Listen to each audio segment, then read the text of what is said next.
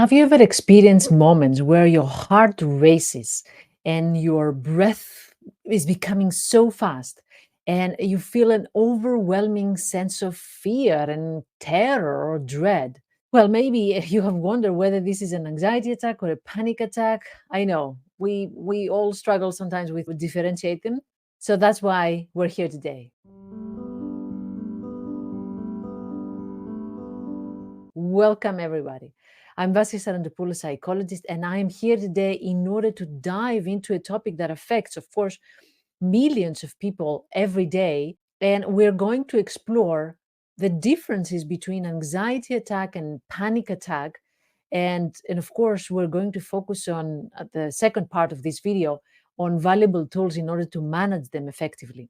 First of all, what I would like to ask you is, have you ever experienced that you're feeling like you're losing control and that your body is shaking uncontrollably and that your mind is racing in all directions, overthinking, overanalyzing, thinking of the worst case scenarios? Actually, we're not thinking of nice memories or nice moments. We're actually thinking of very negative scenarios at that moment. Have you had also moments that you have this persistent worry or this restlessness and unease, and it's making it more difficult to focus on anything else?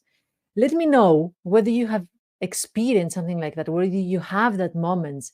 And if you had them, stay tuned because we're going to understand more about panic attacks and anxiety attacks, and we're going to see how we can improve our mental well being. Another question that I have for you now is also, do you know what's the trigger?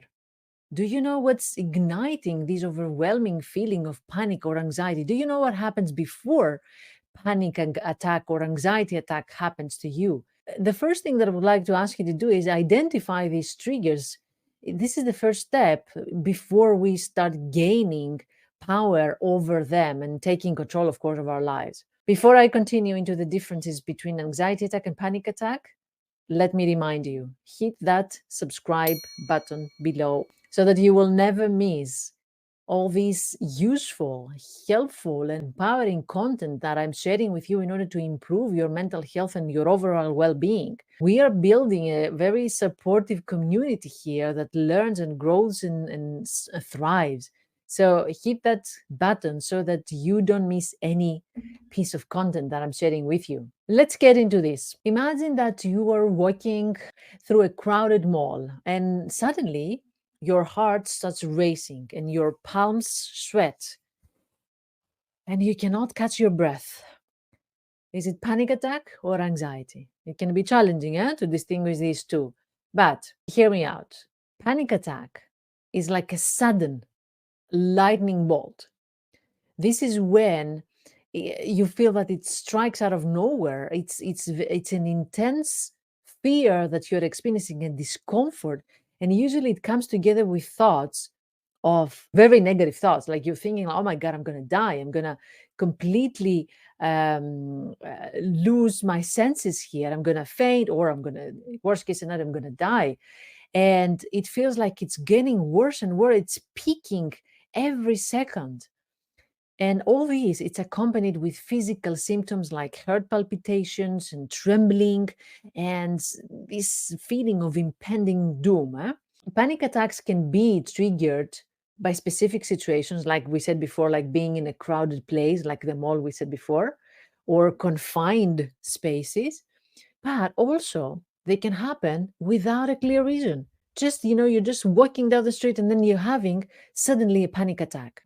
On the other hand, an anxiety attack is also when you're struggling with anxiety in general, when you're suffering from a generalized anxiety disorder. When you're going through an extended period of anxiety, it's like lingering. You're going through an anxiety period and the anxiety attack is lingering somewhere there. It involves excessive worry, of course, and unease about a specific situation, which makes it very difficult to concentrate.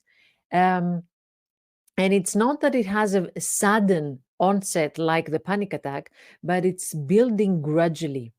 And you kind of see it coming, right?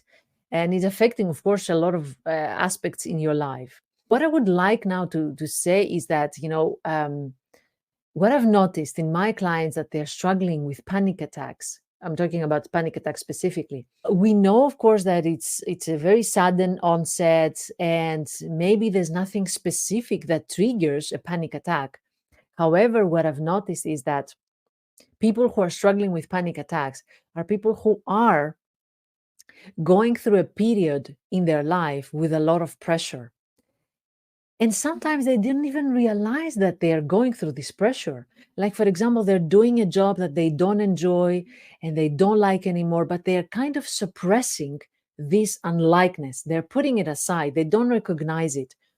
They don't actually do something about it, actively do something about it. They go every day to a task or to a work that they don't really like, and they at the same time they cannot say no to it. And because they cannot say no, they just pretend that this doesn't exist, or the unlikeness doesn't exist. However, the body stores everything. And the panic attack is like lifting the lid of this pot with the water that it's boiling and taking some steam off. It's like taking some of this pressure. That's what I've noticed in my clients who are going through a period of a lot of pressure, but they suppress the pressure. And the panic attack is just the lifting the lid for a little bit and then putting it back on. What I want to do, what I want to say to you next is that I hope now it's clear what's the difference between the panic attack and the anxiety attack. And I would like us to move into finding some ways so that we can manage. Before we go that, check my description, because I'm going to share with you a free guide on overthinking. I have put together 7 steps on what to do when you're overthinking. And maybe at least one of them will be helpful for you, and you will be able to stop a panic attack or an anxiety attack just before it unfolds. Take the guide, it's yours. Grab the guide on overthinking and overcoming overthinking. So, what I would like to share with you is some techniques that you can use for panic attacks. One is the deep breathing exercise. When your panic attack strikes, you're focusing a lot on your breath. You're breathing in a very abnormal pace. And what we need to do differently is take some slow, deep breaths, inhaling through your nose and exhaling slowly through your mouth. And it helps also to count 4 while you breathe in, and hold for 4 counts, and then count 4 for exhaling. It helps in order to manage, because at that moment we don't know how much we should breathe in, breathe out, hold and hold. So it helps when you're counting. It also helps to practice some grounding techniques. And I'm going to share 2 of them here. Grounding techniques is when you are focusing on the here and now. And in order to focus on the here and now, what helps immensely is to focus on your senses. So there's an exercise that you can do, which is the 5, 4, 3, 2, 1. Find 5 things around you that you see. It can be the painting, it can be the tree, it can be the house, it can be the dog. Find 5 things and focus on them for a couple of seconds. 4, find 4 things that you can hear. Just stay silent and hear 4 things. Maybe a baby crying, maybe an airplane, maybe the car, maybe the neighbor talking. 4 things. 3 things that you can touch, and anything that touches your body. Yeah, maybe it can be, your hair touching your neck here, or maybe the pillow behind your back. 3 things you can touch, 2 things you can smell, and 1 thing you can taste. Just focusing on these things is enough so that it can take your mind off the negative thoughts that accompany the panic attack. And another thing that it can be similar to these grounding techniques that I just described, and it's helpful for many people that I've heard that they're suffering from panic attacks. They always carry with them a candy or a lollipop, something that they can put in their mouth, and they can focus on the sense of the taste. See, again, we're talking about grounding.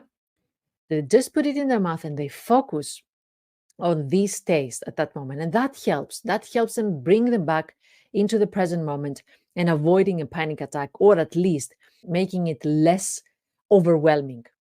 Let me know if you've tried that and if it helps you. About an anxiety attacks now. Two very helpful techniques that you can try. One is mindfulness meditation, being mindful.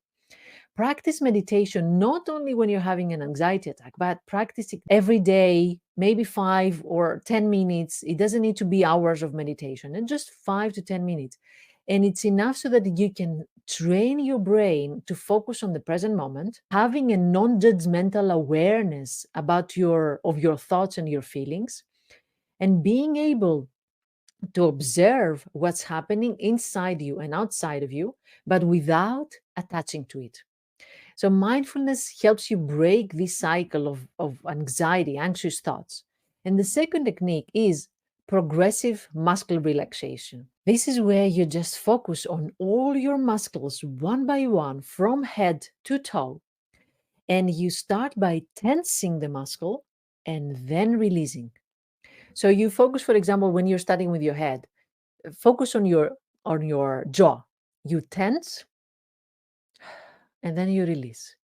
You focus on your shoulders, tense, and then release. And you do that with your whole body, progressive muscle relaxation. And that can help you become more attuned to your bodily sensations and to reduce your anxiety levels. Remember, it's trial and error. Try what works for you. And also, don't have high expectations from the first time you try something. Try it again and again, and you will see that maybe in the fifth time or the 10th time, it will start working. Combining, of course, all these techniques will be amazing. So, let me see how it goes with you. Don't forget, subscribe, because I'm sharing tips that can help you with your mental health and your overall well being. Don't forget that there's also a lot of courses in my academy, in the Inner Momentum Academy, that you can find tools so that you can bring more mindfulness in your life and, of course, less negative self-talk. I'm talking a lot about negative self-talk, and I'm helping you with a lot of strategies and techniques in my courses. So head downwards to the description section and you can find the link for my academy, and you can find a course that certainly works for you and provides you with the tools that you want in this period. Thank you very much for being here. Don't forget, like this video, share it with friends. There are many people out there that they're struggling with panic and anxiety, and for sure it's going to be beneficial for many. Let's spread mental health and mental health awareness. Thank you very much for being here. Take good care of yourself.